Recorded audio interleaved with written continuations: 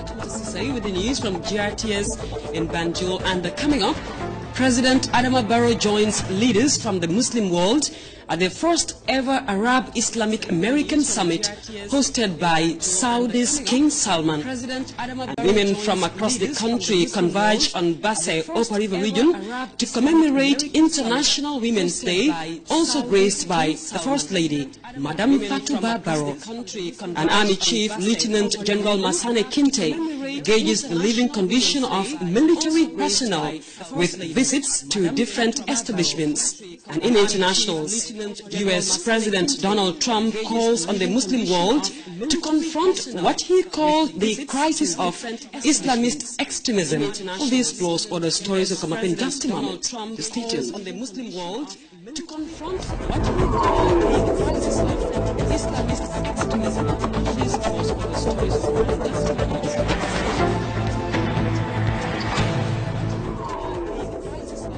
The President, His Excellency Adama Barrow, is in Saudi Arabia, where he joined leaders from 50 Muslim majority countries for the first ever Arab Islamic American Summit hosted by Saudi's King Salman. The leaders in attendance renewed their mutual commitment to global peace as well as deepen ties. Mamadou Jallo sends us this report from Riyadh, Saudi Arabia. The leaders in attendance renewed their mutual commitment. President, His Excellency Adama Barrow and delegation arrived in the Saudi capital Riyadh Saturday morning to attend the Arab Islamic American Summit hosted by the Saudi monarch, King Salman bin Abdul Aziz Al Saud. The President was received on arrival by the governor of Riyadh, Faisal bin Bandar Al Saud. The two held a brief tete-a-tete before the Gambian leader drove to his hotel. Sunday morning, President Barrow will join over 50 leaders, including U.S. President Donald Trump, for the opening ceremony of the Arab Islamic American Summit, the first of its kind in history. The summit brings together leaders of the Islamic world and the U.S. President to renew their mutual commitment to global security and further strengthen already deep business, cultural and political ties. Mamadou Jallo, U.S. President. And women from across the country Saturday converged on Basse Upper River region to commemorate International Women's Day, and the event, presided over by the First Lady, Madam Fatouba Barrow, was graced by cabinet ministers, government officials, as well as members of the diplomatic and consular corps. The colorful occasion was characterized by a spectacular parade mounted by detachments from different security services. Madeleine Baji tells us more. The colorful occasion was International Women's Day is celebrated globally each year on March 8 to recognize women's contribution across all sectors. Now in the Gambia, a different day is set aside for a national celebration to feed the Gambian woman. From the woman farmer, the stay-at-home mother, the cabinet minister, the parliamentarian, every single Gambian woman across the length and breadth of the country. The national theme for this year's celebration is economic empowerment for rural women. There is a stronger political will from the new government to ensure that the right policies are put in place in order for women to take their rightful place in the development of the country. Today, with the new Gambia, the government envisages to give the men and women of this country, particularly women, the leadership to be in the driver's seat. It is not the talent and the ingenuity that is missing in women. What is missing in women is the solidarity to speak in one voice, to have the national resources, to share the resources so that you can empower them. Today we are in Basse. By next year, I will take, as a person responsible for women's affairs, together with the First Lady, we are both committed to come back here to monitor and evaluate the progress that we have made since today. We want the new Gambia to move from rhetoric to action. And fundamentally, the First Lady is also saying that as women, you must struggle, you must try and strive and to really keep the Gambia clean, the environment. The majority of Gambian women can be found in rural Gambia. These women, mostly farmers, are generally termed the backbone of national development, working effortlessly on the farms every single day. It is therefore important to empower them in order to enhance national economic growth. This day is worthy of commemoration because it is a day when women come together to celebrate their successes and to look at their challenges and pave the way for future successes. When women come together, and the theme this year, economic empowerment for the rural woman, is more than the word fitting. Because when you economically empower the rural woman, you are economically empowering the nation as a whole. I have reasons for saying this. This particular rural woman is the one toiling in the farms, whether growing groundnut or whatever food to sustain the family. It is this particular woman that is bearing children, caring and curing these children, and these children are the future of the nation. So therefore I am saying, if you economically empower this woman, you are empowering the nation as a whole. Now, this is the first Women's Day celebration under the new dispensation. It is the strong belief and hope of every Gambian woman that with the new government and new political will, women empowerment in the Gambia will not just be a rhetoric, but a reality. Reporting for the news, I am Madeline Baji. And also 26 community radio journalists have been trained on new techniques in agriculture reporting. The capacity building exercise was organized by the Network of Agricultural Communicators and funded by the Danish Civil Society Organization. Fatou Janembai has more on their graduation ceremony presided over by Demba Ali Jawo, Minister of Information, Communication, Infrastructure.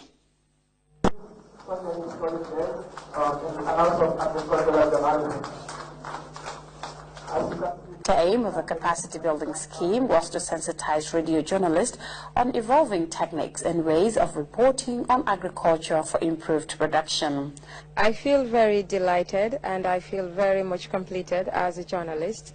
And I feel that I have been empowered in a very significant way to be able to express myself, especially in the very department that we've been trained in, that is agriculture. The training is organized by the Network of Agricultural Communicators and funded by the Danish Civil Society Organization.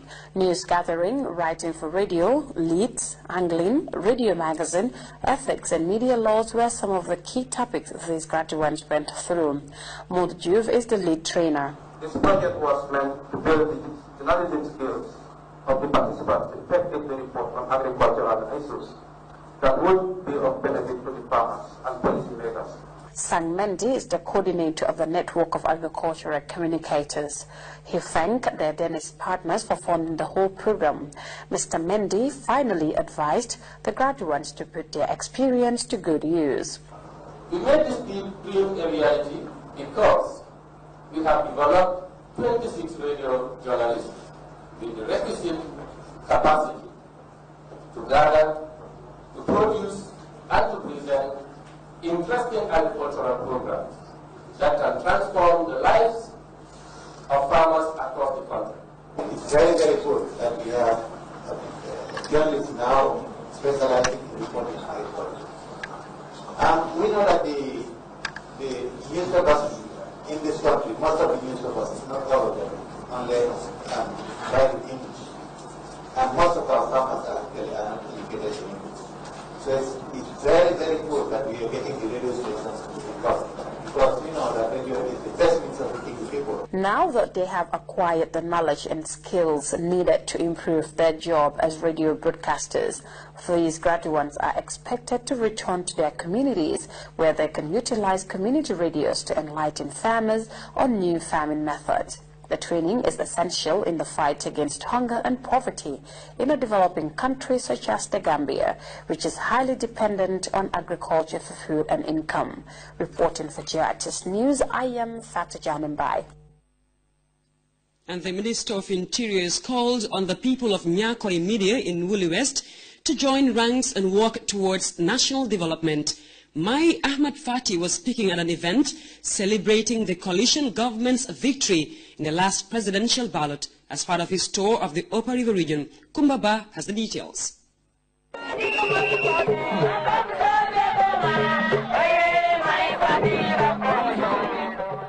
It was another moment of delight for the Minister of the Interior in continuation of his tour of Willi, where he graced the victory celebration by the people of Nyakoi Medina.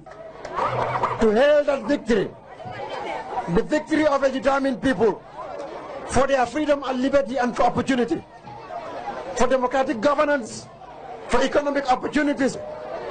That was the day when His Excellency Adama Barrow was elected into office.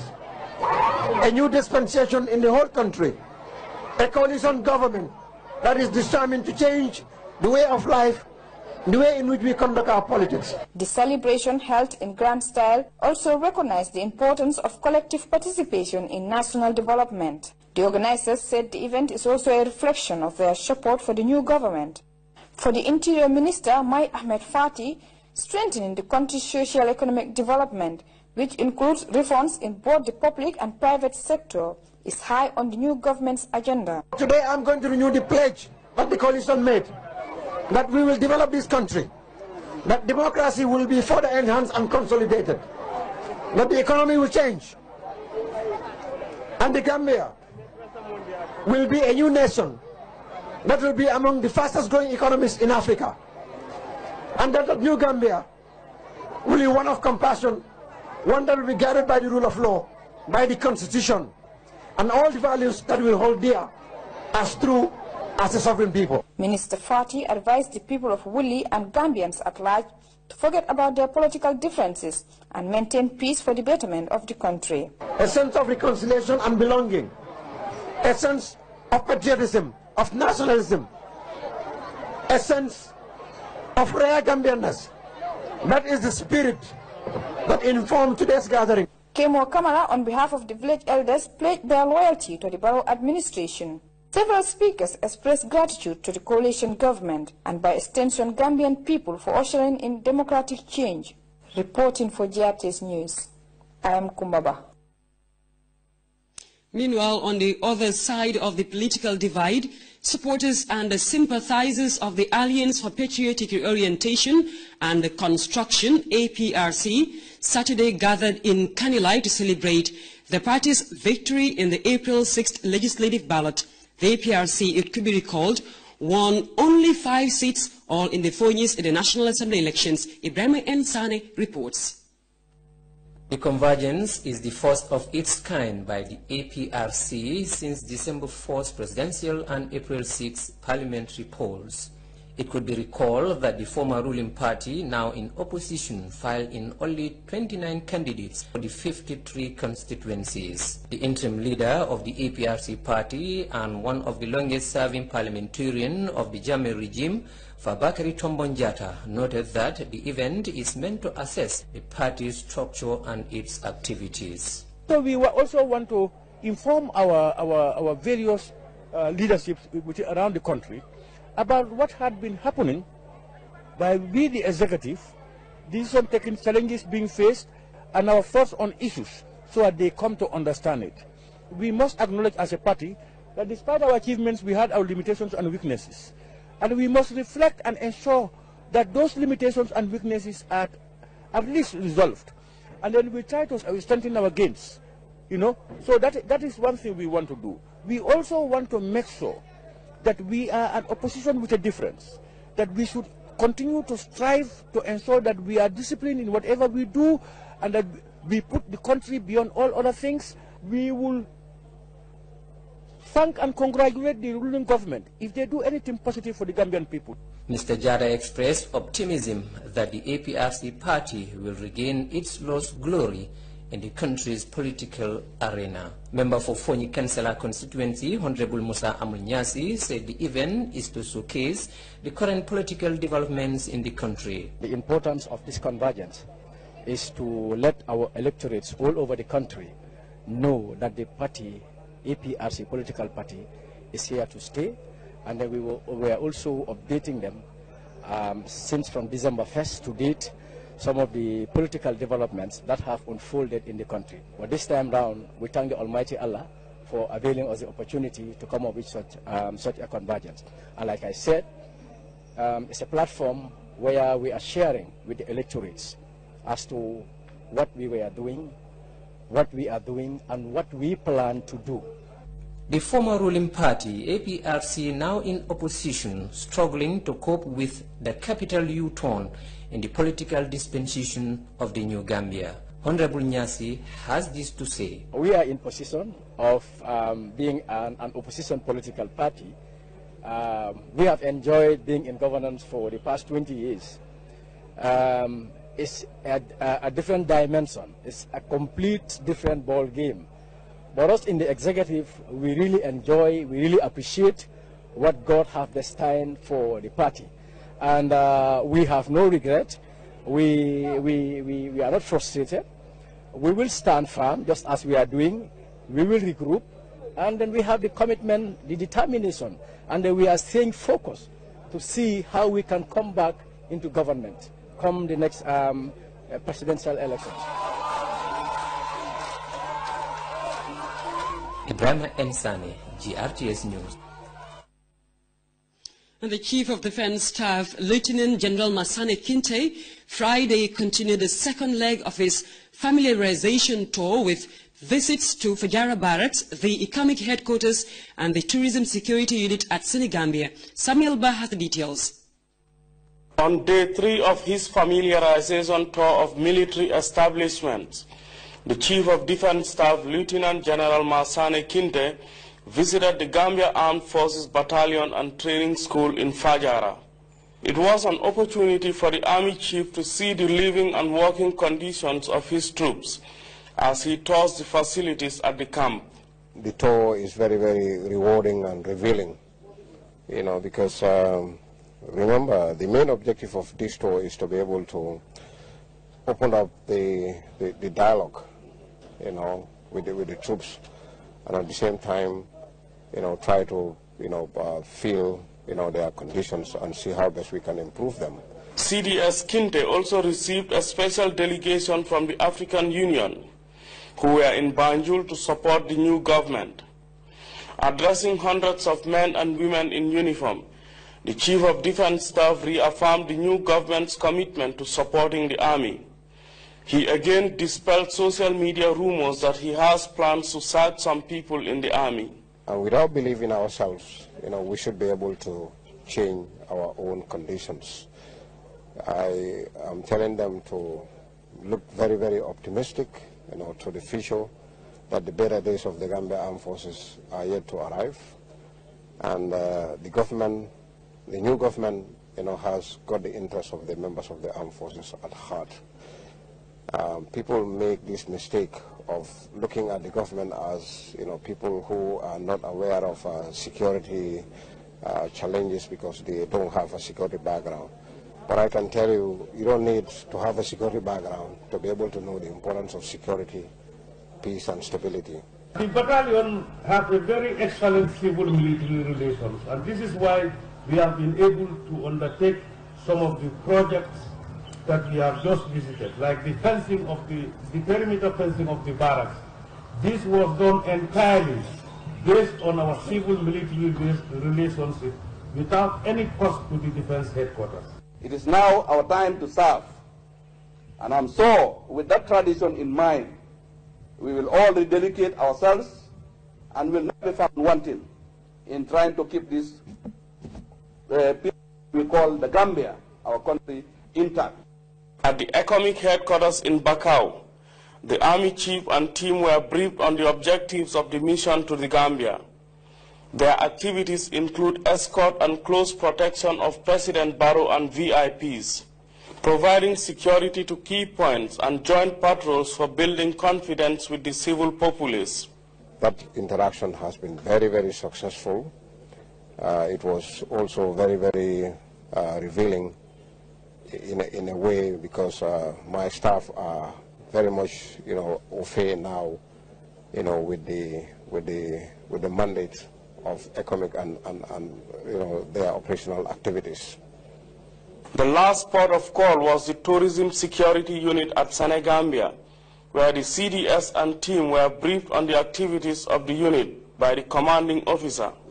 Again, the Army High Command addressed the soldiers on the need to build a more professional army. The Gambia Armed Force values the contribution of every serving member, and we cannot afford to be divided amongst ourselves, the CDS told the soldiers. We will continue to provide all the much needed support for your personal development, he concluded.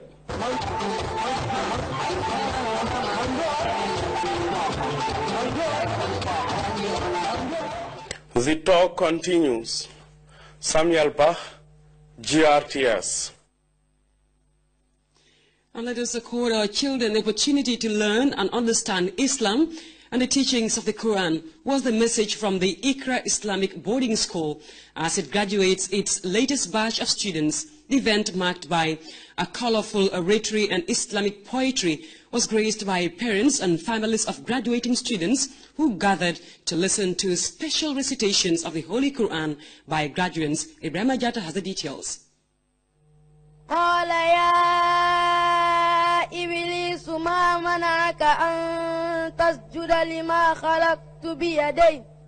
Nothing prides parents more than a spectacle of their children exhibiting academic excellence and perception. It's a moment that every parent keenly anticipates, and the reason behind this assembly of relatives and families listening attentively to melodic Quranic recitations. We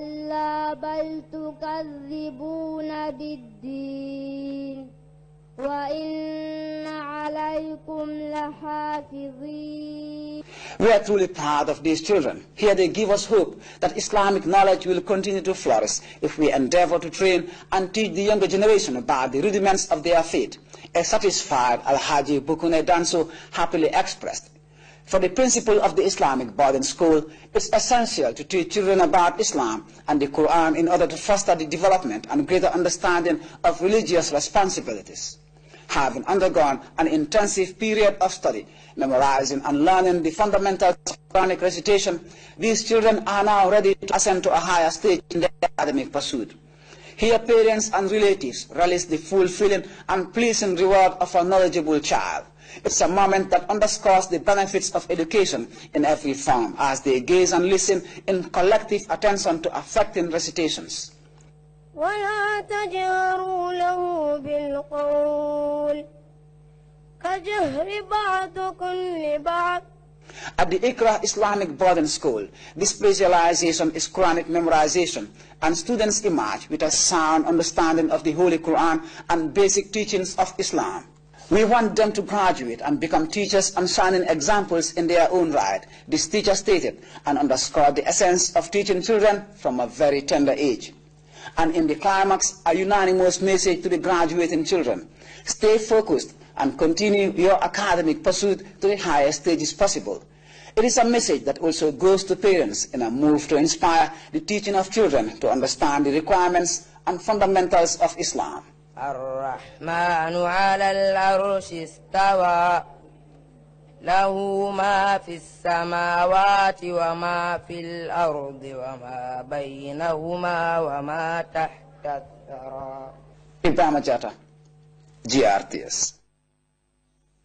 And the Mama Africa Museum and Art Centers graduated the first group of homeopathic doctors trained in the Gambia.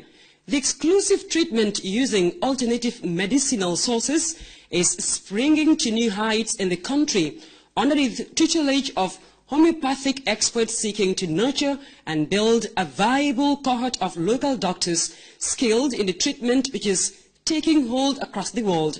Earlier, Ibrahim Ajata spoke to the initiators of this medical specialty widely used to treat acute conditions and diseases. Let's take a listen.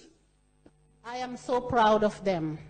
You cannot imagine how many people these people have treated, these two ladies have treated. Since they've been graduated till now, thousands of people. And just as my husband said at the beginning, they are so good, better than even the homeopaths from Switzerland, because they know their people more better. The language for the questioning and everything is more better, so they have a lot of success. It's a small team, it's a small group, it's at this Mama Africa village, but I tell you, if you know what is behind here, then you will say, wow, it's not what you see, it's what is inside, and it's all coming from the heart. And I'm always like to be natural, down to earth, but to give all my best to my people. I am so proud.